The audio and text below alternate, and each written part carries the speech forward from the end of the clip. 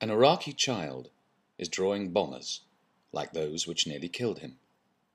The bombs left his face swollen with fierce injuries, marks of angry pain. He draws the bombers, though his arm and some fingers were amputated. Now they're bandaged up, with 3 crayons firmly taped to the ends of his stumps. He draws bleak, black lines, chronicling his history. Who did this to me? They had many planes. They'd brought bombs to fit into each of their cruel planes. Why didn't they think of the people below? Who drove all these planes? One was called George Bush, and one was called Tony Blair, with his friend Campbell. They'd made good friends with lots of oil companies. They wanted your oil to get into power.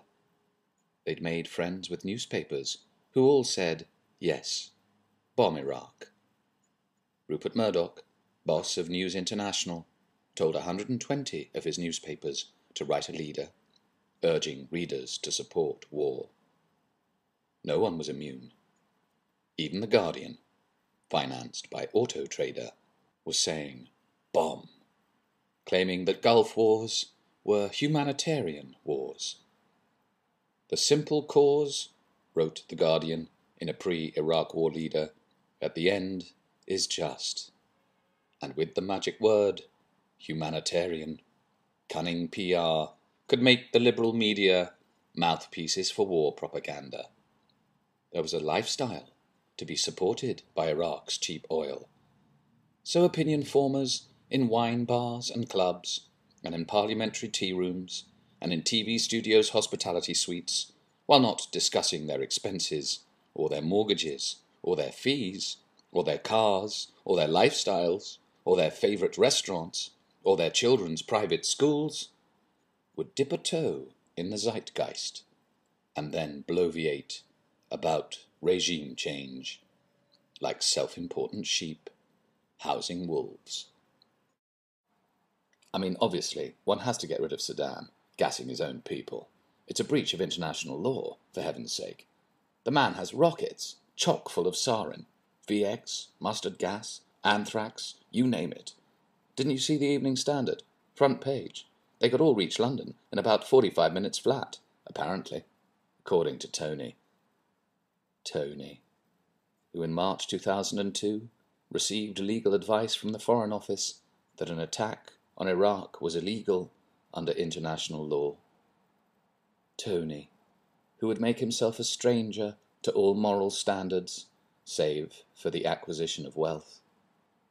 And millions are now his, thanks to consent being manufactured by media gossips hovering round water coolers and by his craven civil servants, and thanks to missiles being launched, NATO's evil acupuncture that turned Iraqi skies orange. 1,690,903 Iraqi people were executed for the 9/11 crime that they never committed, but with which they were charged. Baghdad was floodlit by bombs continuous explosions, and in Iraq no one's health was improved, just death from vile airborne cancers, birth defects that impoverish nightmares, and amputations on an industrial scale. But the oil's easier to get at now, and Alan Greenspan, the chairman of the Federal Reserve, would admit that it is politically inconvenient to acknowledge what everyone knows. The Iraq War is largely about oil. Humanitarian, the Iraqi boy might query, and then ask, so they're happy now? Well, they're all very rich. Maybe they'd buy my drawing, the boy says.